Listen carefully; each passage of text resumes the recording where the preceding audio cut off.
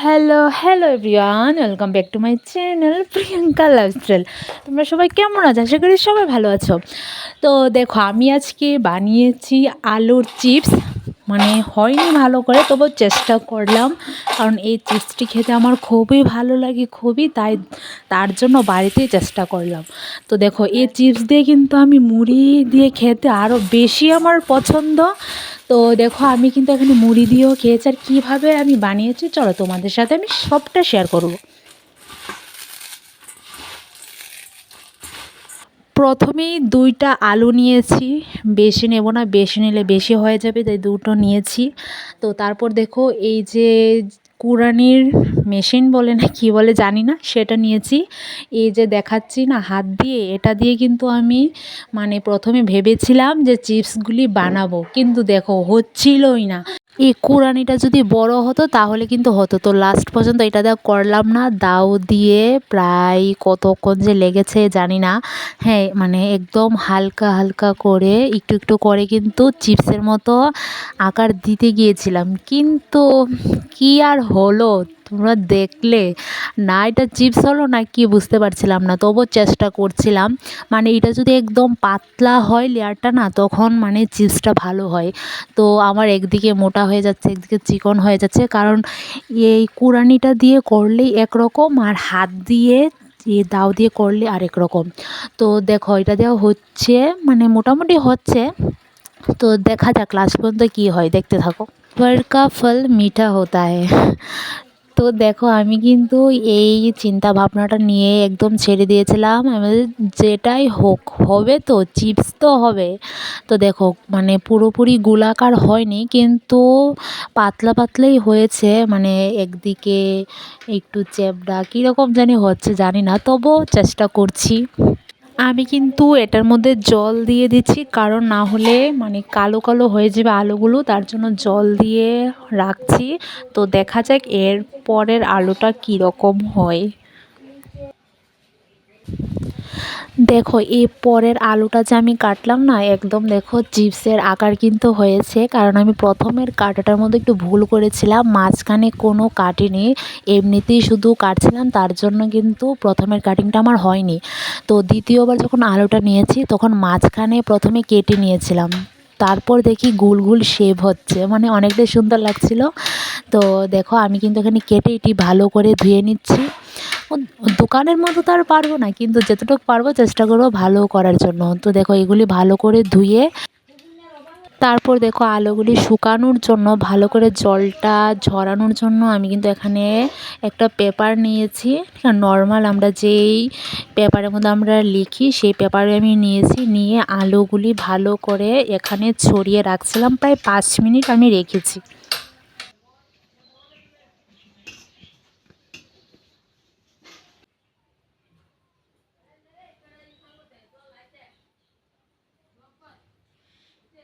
এখানে কিন্তু 5 মিনিট হতে হতে আমি এদিকে গ্যাসটা অন করে আমি কড়াইটা বসিয়ে দিয়েছি।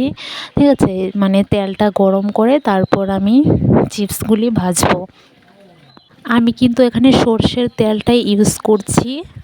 এমনিতে সাদা তেল যেটা বলে সেটাও দিয়ে করা যায়, কিন্তু আমি সর্ষের তেলটা এখানে ইউজ করছি, কারণ ঘরে সেটাই ছিল, তাই এটা দিয়ে ইউজ করছি। তো দেখো, প্রথমেই কিন্তু একটা দিয়ে দেখছিলাম হয় কি না। তো এই কাঁটাটা একদম পাতলা হয়েছে, তাই কিন্তু চিপসটা হয়ে গেছে। তো এখন বাকিগুলি দিয়ে দেখব হয় কি না। ঠিক আছে, কারণ দেখো, আমি চিপসটিগুলো খেতে কিন্তু অনেকটা পছন্দ করি, তাই কিন্তু বাড়িতে কেটে এগুলো বানাচ্ছি, তাও আবার ইউটিউব দেখে বানাচ্ছি, কিন্তু তাদেরটি এত সুন্দর হয়েছে আর আমারটি এরকম হচ্ছে। তো যতটুকুই হোক, প্রথমবার ট্রাই করছি। দেখো, কাঁটাটা যদি না পাতলা হয়, মানে যে চিপসের আকারটা দেব, মানে যদি এটা পাতলা হয় লেয়ারটা, তাহলে কিন্তু চিপসগুলি খুব সুন্দর ফুলে আর খুব সুন্দর হয়। তো আমি তো হাত দিয়ে করেছি, তাই এতটা পাতলাও হয়নি, তবু অনেকগুলো খুব পাতলা হয়েছে, একদম দোকানের চিপসের মতোই লেগেছে। তো এর পরের বার করলে কুড়ানির একটা মেশিন আনবো, এনে তারপর করব। তো দেখো, যেগুলি প্রথমে দিয়েছিলাম এগুলি কিন্তু আমার হয়ে গেছে ভাজা, এখন বাকিগুলি ভাজবো।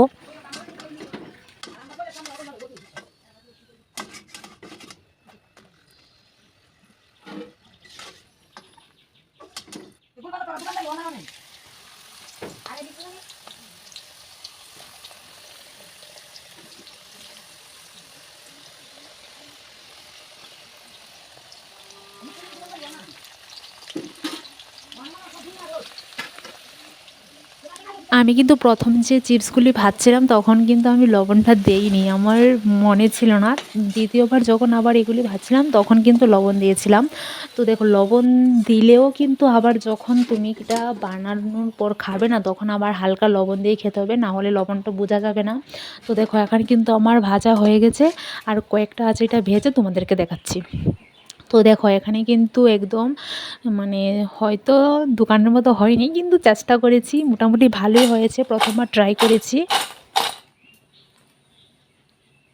ধনেপাতাগুলি কিন্তু আমি কেটে রেখেছিলাম, এখন এগুলির উপরে ধনেপাতা দিয়ে দিচ্ছি আর হালকা নুন দিয়ে দিচ্ছি, দিয়ে ভালো করে নেড়ে চেড়ে এগুলি মেখে, মানে লঙ্কার গুঁড়ো ছিল না, না হলে লঙ্কার গুঁড়ো আমি দিতাম।